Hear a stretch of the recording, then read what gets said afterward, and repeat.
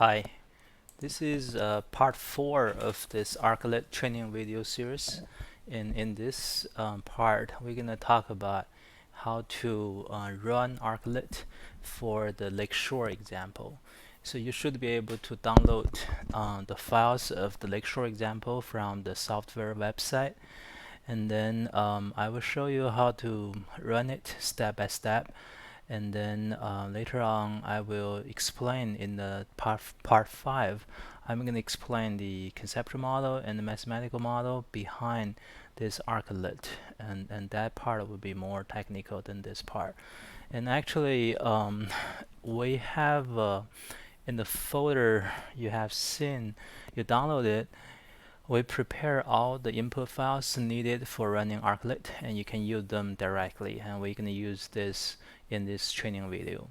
In the user manual, we also describe the step-by-steps ArcNLET run in section 4.4 of the user manual.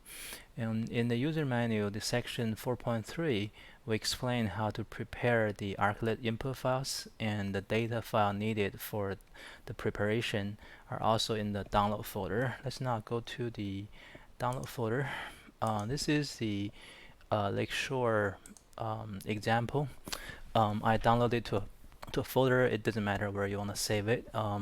So in this file, you can see we have this ArcGIS file. You can double click it to open it. So here is what it looked like. Well, after you click that file, you're gonna see probably this bloom with all the files on this on the table content of ArcGIS. To start ArcNLET, you click this N button, and a window pop out. In this window, let me explain all the functions of this window.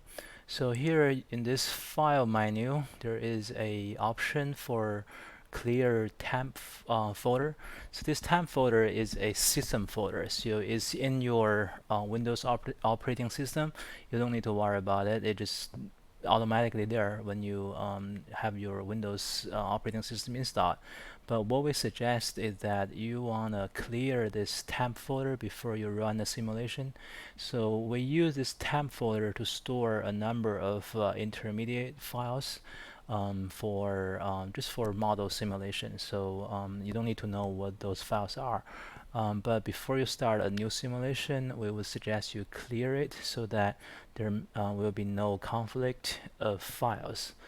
And in this setting, there's only one option, is to output intermediate calculations. This is not for users, actually. This is more or beginners of this ArcNLET. It's more for advanced users.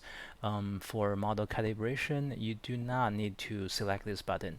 But in case you select it, it can output a number of intermediate files, and it will be included in this table content, but you don't need to do it. And this execute is to execute the 4 modules we have here. The 4 modules here, and this help does not have much information. So we initially put the user manuals there, but since you can download it from website, we decide not to put it there. So you don't need to go to the software to get user manual. You can go to the website to get a manual, and this is about the versions of this software. So here is for 10.6.1 of ArcGIS. So let's go to those modules. So first, let's look at groundwater module. So in a nutshell, this groundwater module is just to simulate groundwater flow velocity, which is magnitude of velocity and the direction of velocity. So we're going to talk about this in the next part 5 of this training video. But to run the groundwater module, you need files. So one is the DEM of surface elevation. So I will explain what this is later on, but now you just say click this drop-down menu and choose Lakeshore IMG. That's the raster file of the DEM we prepare for you. And then another file is hydraulic conductivity, and you click it, you choose a hydrocount.image. This is another raster file. And you also need soil porosity, and then you click here, choose a porosity. This is also a raster file. And this water body is essentially, let's say here is the Lake Shangjiang River. You can get the data from National Hydrologic Database. So we also prepare for you. You got water budget. No, I'm sorry, water bodies, and you choose those files. You put it here, and the smoothing factor, we use a factor of 50 here. I'll explain to you what this is, but let's go this way. And smoothing cell is a 7. This is what we always use. You can choose the number you want. I'll explain how to choose numbers. And fill sinks and z factors, you don't need to select them. Z factor here we choose 1, but I will explain to you why it's 1. So those are output files. So one is to output velocity magnitude, the other is for velocity direction. So you click this button, and this tells you where to save data. So here we already have it, so we just save it as probably magnitude, say magnitude, and 50 is smoothing factor we use. Let's put it as a test. How about that? And then this should be a raster file, and you can put img or just leave it blank, and because this is raster file, you save it, and then you save the direction file. Let's say we call it direction. This is, let's say, 50. We call it also call it test. And then it's a image file. You don't need to, but let's put it this way. And then we have these two other options: output hydraulic gradient and output smooth DM. So we have a purpose having this, but for this demo you don't need to select them. But if you select them, you can save them as what we have done before. But let's don't select it now. So after you've done this, you go to execute, you select groundwater, and the model gonna run.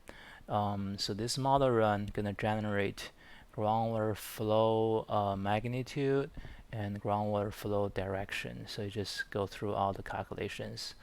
And so now we're done. So this is output. So you generate direction, groundwater flow magnitude for smoothing factor 50 and direction for 50. Essentially, those are raster files. It tells you magnitude direction for each raster block, but it's really hard to interpret, right? So you don't need to worry about it. Let's turn it off. So then we go to the next step. Next step is to use the velocity magnitude and velocity direction to determine the flow path. And we use a method called the particle tracking. I explained before, you put a water particle at each septic tank location, and then you use the velocity to determine where the water particle is going to move. So it probably move this way from septic tank to a nearby surface water body. To run this module, you need to tell the software where the source is. Essentially, that's the septic tank location. So you choose the septic tank location file, and then you choose the water body. The water body is to let software know where the water body is, so they can calculate flow path to the water bodies. And the magnitude of velocity, let's use magnitude 50 we just generated a moment ago, and the direction, and then the porosity, and we need this one to calculate the velocity. We're gonna talk about that later. So we use porosity, which should be right here. And then for water body raster resolution and step size, so we did this automatically based on the DEM file you just input. It's right here, the DEM file. You have it here. We can explain what those are later on. You don't need to worry about it at this moment. And then you save the particle path. So I save it here. So I would save it as a path. Call it test. And this is a raster. It's a database file, and I save it, and then it's a shape file, and then I come to execute. I run particle tracking. Okay, it's running, and again you see here this runs for each septic tank. Go through here. It's done, and then you see here it runs for each septic tank. It starts from septic 1, and there are a total of 265 septic tanks. It run all of them, and you're done.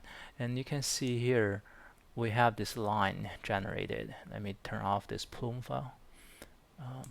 You can see here, this is you have the water from this septic tank move leftward to Shengjiang River, and for this septic tank it move rightward to the Shengjiang River. And in the software manual we also explain how to generate more informative pathway. Let me show you now. This is pass test. Where is the pass test? Oh, it's right here. So you can select property and symbology and use a quantities, and then you choose segment velocity for each segment of flow path, and then you're done. And you see here, now we have different color for each flow path and different color corresponding to different magnitude. So where flow is faster, where flow is slower. Okay, now we're done about this. Let's go to next. So now we know how where septic tank water flow, and then we can run the transport. So in this transport, for the Lakeshore example, we only consider nitrate, and then we turn off this ammonium function, and then it's only in groundwater. We do not need to run Vismod. And for this simulation, we have a number of options here. So we can again, we have to tell where the source locations are, though that means the location of septic tanks right here, and then where the water bodies are, that's water body, and then the particle path, that's the particle path we generated, we call it a path test, right? And now we have other options. So here we have options of solution type. So there are two. So one is we use Dominico-Robin solution. We're gonna talk later on again, but we always choose this one. There is a word called decay. 2D means a 2D transport, and decay means there is a denaturfication. So we always use this term. And then we come here. Those terms are related to the septic tank size. So here we, following the manual, we're gonna choose. So here for this setup, we say we're gonna specify min. That's how much nitrogen mass. This is mt means mass per time. In the unit of mass per time. In this setup, it says we specify the min and then specify the y. The y is the width of septic tank, and then we calculate the z. But in this menu we use another option. We come here, click more, and this arrow. We come here, we choose specified z. This is what the manual use, and then we change y into 12. That's 12 meter. And so here L is the length. So I will explain the unit. Essentially, well, I can explain now. So ArcNLET give you the flexibility to use any length unit. For example, you can use feet, you can use meter, you can use inch, you can use centimeter, but everything should be determined at really beginning for DEM. So DEM is actually the basis for the length unit. So for example, if DEM uses a unit of meter, everything should be in the unit of meter. If DM uses a unit of feet, everything should be used as a unit of feet. So here we use our DM, we use a meter as a length unit. So automatically here will be meter in the length unit. And for the M, the mass unit, we always use a milligram because that's what people reported for initial concentration C0. We're going to explain what C0 is. But now for purpose of simulation, we select this option, specify Z, and then use 12 for Y, use 1.5 for Z, and then C0, I'm going to explain later. -1 means it's specified is a constant value specified in this septank file. Again, we're going to talk about that later on. And the dispersivity in two directions, we just use these values. It's sort of like default. And here is the denaturfication rate, which corresponding to the decay here. We just use 0.008. And there is a volume convert factor. It's simply to convert between the mass unit. So we're going to talk about that later on. So here we use 1000 here. I'm sorry, the volume unit. We're going to talk about later, but let's use 1000 here. And then we have more options. We have plume warping and a post-processing threshold and things like that. We can explain that later on. So, and then the plume cell size. So this is a default value we determine based on the resolution we have or resolution we need. We can explain that later on. But so far we always set up. Then we're gonna save, and this transport module gonna calculate two things. One is the transport of nitrogen or nitrate for this Lakeshore example from each septank to corresponding water body. And this is one thing. It's gonna give us a plume. At the meantime, it's gonna calculate the mass, like M in here. You specify Z. The software calculate M in, which is the inflow source, inflow mass from septic tank into groundwater. And it also calculate the amount of denaturfication. That's the mass disappear because from groundwater because of denaturfication. Bacteria eat nitrate and convert into nitrogen gas. So these two things are calculated here. So we're going to save the plume in this window. So we're going to call it plume. Plume, we'll just use small letters, plume, and we call it test like we did before. And then you save it, and then this is also a raster file. And then you come to execute, you execute transport. The model simulation gonna start, and those are information of the site hub, and in those information essentially for debugging.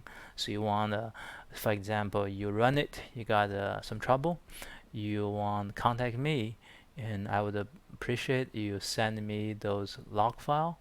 And actually you can save the log file by using this icon. So I will wait until it's done, just to be on the safe side. So here is the post-processing. We're going to talk about what the post-processing mean. Okay, now it's done. So to save the log file, you just click it, and then you can save the log anywhere you want. So the log means what you see in this log window, and you can email to me and I can take a look to see if there's anything I can help with. So this is the plume the ArcNLET generated. It's right here, plume test, and you can just change the symbology. Let's see here, property and symbology, and then you can use the different color ramp and different way to present it. So I will not talk about it. So it's all in the software menu. I'm sorry, the user menu. And then I will just go back and use the plume we generated right here, just for illustration. So here you see this shows the plume from each septic tank, and different color means different values. Red color means high, and blue color means low. And then after this, it also generates another file called a plume info, the plume test info. Those are informations of nitrogen mass in this raster file, and we're going to use this one for the nitrogen load estimation. Now you move to the load estimation, and again, this doesn't simulate ammonium.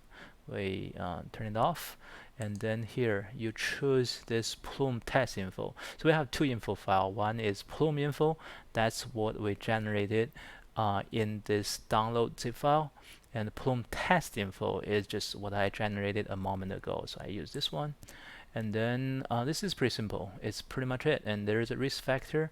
I will explain later on. And then you come to execute, you run, we call denaturfication. So you run it, and those are the output that you are gonna use for the decision making or TMDL estimation. So So here we have a water body FID because for this simple case we have only one water body, that's Shengjiang River, so there is only one water body. So if you have, let's say, 100 surface water body, pond, stream, rivers, and lakes, things like that, and then there will be 100 water bodies. And this is a mass output load. This is the load you will need. And again, this is in the unit of mass per time. So here we have this actually a milligram per cubic meter. I'm sorry, this is I'm sorry, this is mass per time. So this is a milligram per day, and the default unit is day, and I will emphasize that later on. So this is means from this 265 septic tanks, the load to the Shengjiang River is 68,509 milligram per day. And the risk factor, we just use 1, so this column is the same as this column. And this is removal. Removal means the outflow, I'm sorry, the denitrification, so removed by denitrification. And this M in, the mass input load, is actually corresponding to this. It's calculated automatically in this transport module, and then you're done. So this one, you can simulate the plumes and you can have the load estimation. This is the simulation. The running ArcNLET is pretty simple, pretty straightforward, as long as you have all the files you prepared.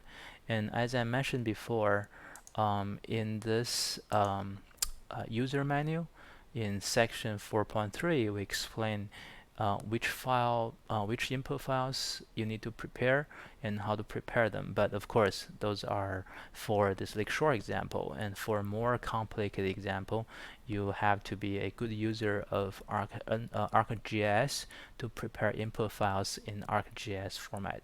Okay, so this is the end of this part 4 for running Lakeshore example step by step.